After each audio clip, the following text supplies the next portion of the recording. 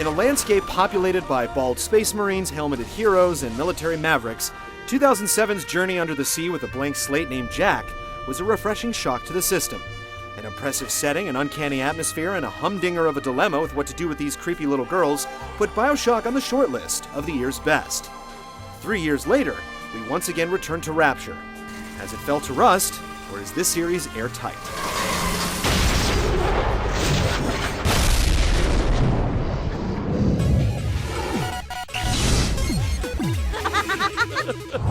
The paradise of Andrew Ryan was most unkind.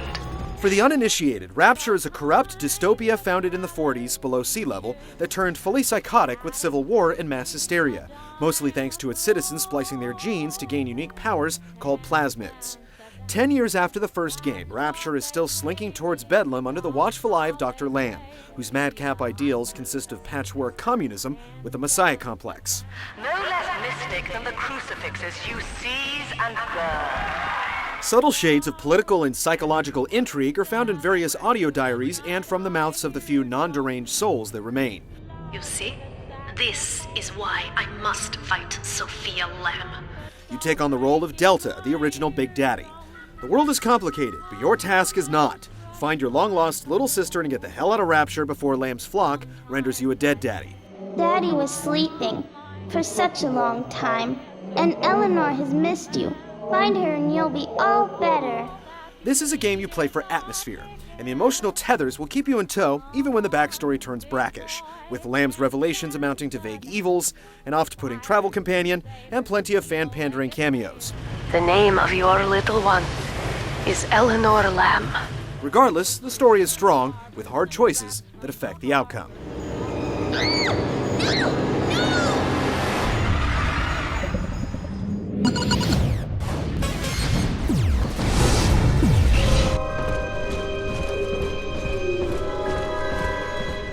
"10 years of wear and tear have marred Rapture's opulent avenues, creating a perfect breeding ground for slums and scumbag splicers.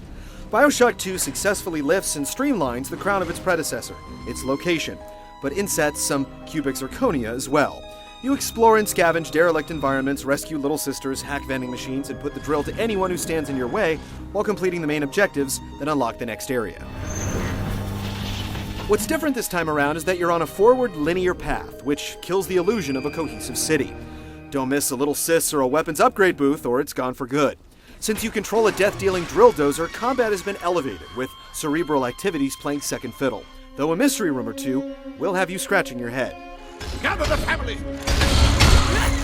The new features in Bioshock 2 don't amount to all that much. The big sisters are even more challenging and much more agile than their masculine counterparts, so it's a pity that their promised threat of striking at any time doesn't pan out as advertised. You'll be surprised to learn that all the big sister encounters are scripted and triggered. And those trumpeted underwater outings are actually just serene scuba shuffles where you gingerly wade to the next point. Don't expect to battle for higher ground as the tide rapidly rises. And being a big daddy has you swapping your wrench for a drill with a limited use charge move and the need for fuel to keep it spinning. You'll still down other daddies, but now you adopt their sisters and put them to work gathering Adam as you beat back hordes of splicers. Hunting the big daddies is as invigorating as ever, but playing zone defense gets a little stale after your third sister or so. They've also added and modernized the warfare with multiplayer in Rapture, so get ready to earn experience, gain ranks, and unlock weapons, multiplayer-specific plasmids, and challenges. Game types are the usual capture the flag and capture points with fancy names.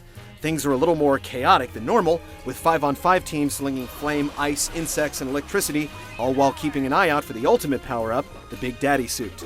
Environments are a big factor, with water encouraging electric mayhem and oil slicks at the ready to make people into burn victims. Small touches like exploding corpses and taking photos of your dead foes to get a damage bonus give the multiplayer game character.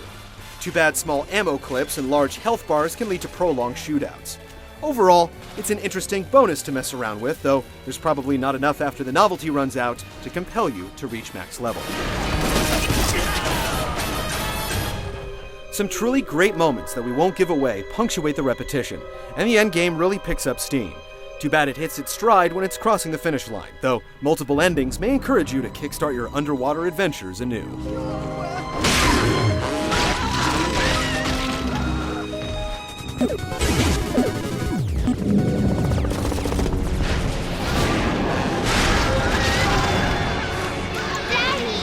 Most big daddies spend their days getting some QT with their little ones, taking the occasional potshot at anyone dumb enough to try Grand Theft Sister. Delta is a little more hands-on, shooting splicers with a variety of guns, or toying with their fragile psyches by hypnotizing them into fighting each other. Bioshock 2 is a first-person shooter with a tactical take and a slower feel. Reflexes and accuracy will serve you to a point, but managing your weapon and its various munitions is what will keep you alive. When you change weapons or plasmids, the game pauses, which allows you to assess the situation. With a ton of weapons, each with 3 ammo types, there's a lot of room for experimentation, which will reward you with the research camera.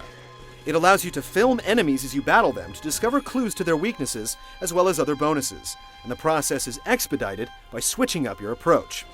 The old splicers and Big Daddy types return, and a few new genetic freaks join the fray, though none stand out as much as the Big Sister, and she's only just a variation of the Big Daddy.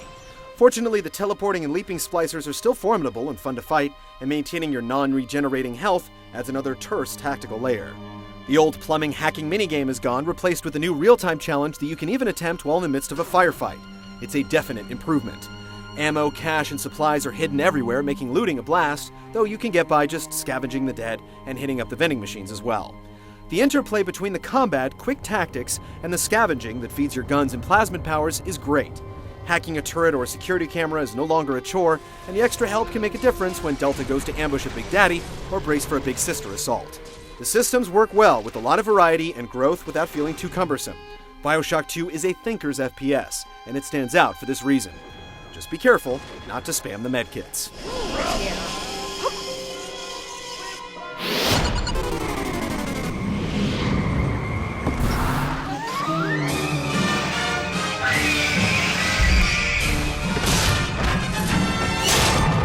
Even if the setting variations are stolid, the atmosphere remains as affecting as ever.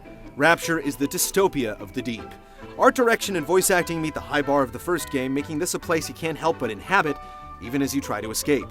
As far as characters go, the splicers look perfectly deranged. It's the few quote-unquote normal people you run into that seem to have taken up permanent residence in the uncanny valley. I like to look a man in the eye when I give him my word. You and me, kid, we're going places. The hidden rooms show off great architecture, though there's a lot less variety in each section. The slums look similar to the Red Light District, and even the amusement park blends into the rest of the urban decay, very much unlike the first game with its freaky Fort Frolic and the very green Arcadia. Who, I wonder, would be so cruel to force a mirror on a man with no face?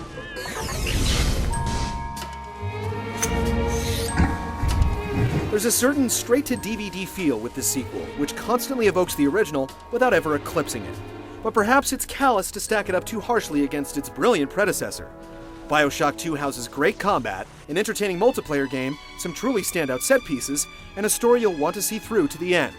Yes, it's certainly overshadowed by the one that came before it, but it's worth experiencing on its own merits.